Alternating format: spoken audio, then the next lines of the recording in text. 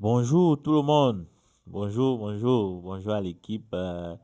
Mesdames et messieurs, je suis vraiment honoré d'être avec vous ce matin ou bien cet après-midi. Moi, je me nomme Chanvi Frank Oswald du Cameroun, hein, du Cameroun. Alors, c'est la famille, c'est la famille.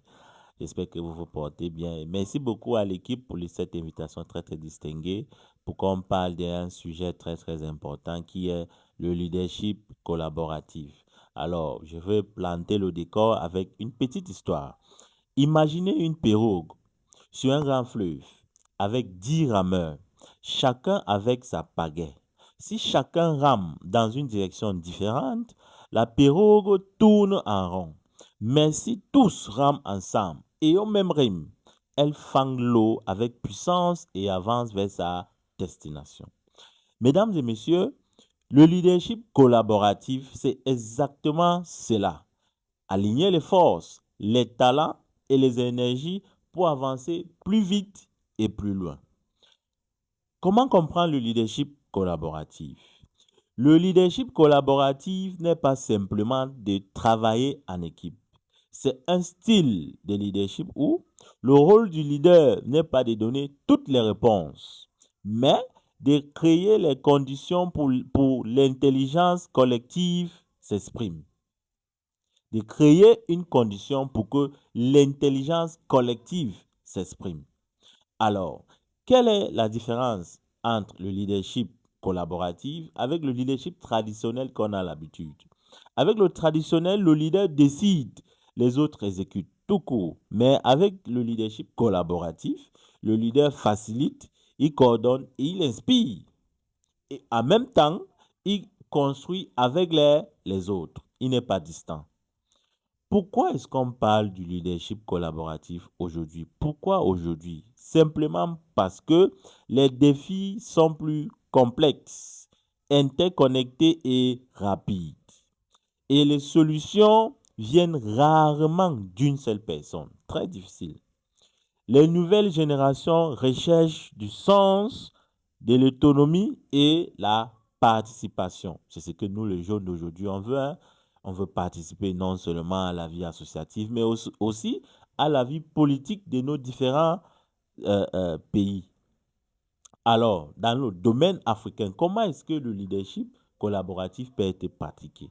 Le leadership collaboratif peut être pratiqué, premièrement, en renforçant l'intégration régionale. Deuxièmement, en harmonisant les politiques économiques et sécuritaires. Et en misant sur les plateformes panafricaines comme l'Union africaine pour coordonner les actions. Bien sûr, la clé réside sur la confiance mutuelle, la transparence et la mise en commun des ressources. Parce que sans la confiance, on ne peut pas collaborer. Les leaders africains peuvent aussi coopérer plus efficacement en combinant une mise en œuvre d'accélérer la zone de libre-échange en Afrique. On doit savoir comment collaborer, comment faire le commerce entre pays africains sans avoir besoin du visa, sans avoir besoin de blocages inutiles.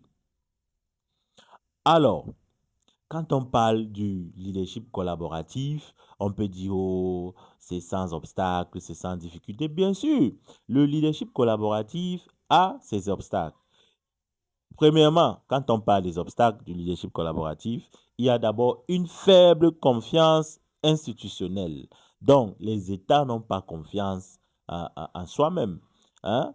Les États n'ont pas confiance en soi-même. Soit le Cameroun n'a pas confiance au Nigeria, ou bien le Nigeria n'a pas confiance au Cameroun. C'est juste un exemple. Et c'est des choses qu'on voit.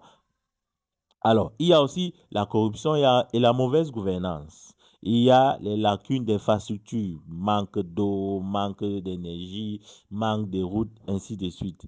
Il y a aussi la différence réglementaire et linguistique entre États. Et dernièrement, il y a un déficit de compétences managériales et numériques. Alors, comment est-ce qu'on peut surmonter tout cela? On peut surmonter tout cela tout simplement en renforçant la transparence. En faisant quoi? On doit faire les audits indépendants dans les plateformes publiques et on doit aussi suivre les projets. Deuxièmement, on doit investir dans les infrastructures et la connectivité, c'est-à-dire on doit prioriser les corridors logistiques et numériques. On doit construire les routes, n'est-ce pas, qui lient Douala, par exemple, à Bangui, ou bien Douala à Lagos, ou bien, je ne sais pas, Abidjan, à Lomé, ainsi de suite. Ou bien Cameroun au RDC pour faciliter hein, la transportation des biens et les hommes. Voilà donc ce qu'on appelle l'intégration. Voilà donc ce qu'on appelle le leadership collaboratif. Alors les amis, on ne peut pas être leader, soit leader collaboratif ou bien collaborateur sans avoir les fonds. Alors on va parler d'un concept qui va nous permettre de mobiliser les fonds à notre niveau pour pouvoir régler quelques petits problèmes communautaires. Et ici, il s'agit du crowdfunding. Et le crowdfunding, c'est un levier concret et rapide pour financer des projets communautaires et entrepreneuriaux. Il permet de mobiliser des ressources locales et diasporiques. Il permet aussi de mobiliser les ressources, il permet aussi de tester l'adhésion du marché et cofinancer les infrastructures à petite et moyenne échelle.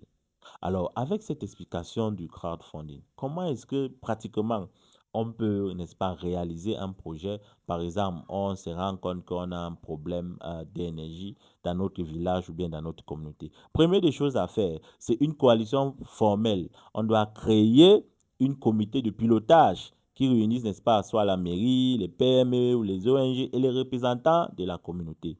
Deuxièmement, on doit faire un financement mixte, c'est-à-dire on fait une campagne de crowdfunding ciblant la diaspora, les subventions de l'ONG et les apports en nature des collectivités. Il doit y avoir aussi une partage des risques et des rôles. Chacun doit avoir un rôle. On doit assurer on doit avoir une groupe qui va assurer, par exemple, la conception et la maintenance, un autre groupe qui va gérer la conformité et la formation, un autre groupe qui va assurer la facilitation des autorisations. Quatrièmement, la transparence opérationnelle. On doit avoir une plateforme en ligne simple pour suivre les dépenses et les avancements et faire aussi les rapports trimestriels.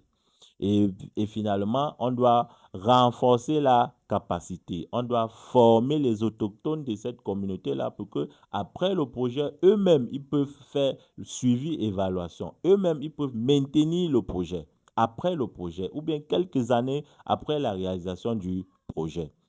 Alors, les amis, voilà donc quand on parle du leadership collaboratif ou bien quand on parle du crowdfunding. Vous voyez donc la nécessité de savoir comment participer dans tous les domaines. Et c'est un problème que nous, les jeunes, on a en Afrique. On a peur de participer. Mais je vous dis, quand on a peur de participer, ça veut dire on a laissé notre avenir dans les mains, soit des bandits, soit des voyous, et soit les irresponsables. C'est à nous, les jeunes, de prendre les choses en main. On ne doit pas toujours attendre au gouvernement. On ne doit pas toujours attendre aux grandes entreprises pour être écoutés. On doit prendre les choses en main. On doit essayer de gérer nos petits problèmes dans nos différentes communautés ensemble. Alors les amis, je suis venu presque à la fin de ma présentation, mais je vais vous laisser avec ceci. À l'époque, les Grecs appelaient ceux qui n'aiment pas collaborer ou participer soit en vie politique ou bien dans la vie associative, idiotesse. De ce mot est venu le mot idiot. Les amis, sans vouloir vous offenser, les Grecs étaient les hommes et les femmes sages. Je reste ouvert à votre question. Merci beaucoup.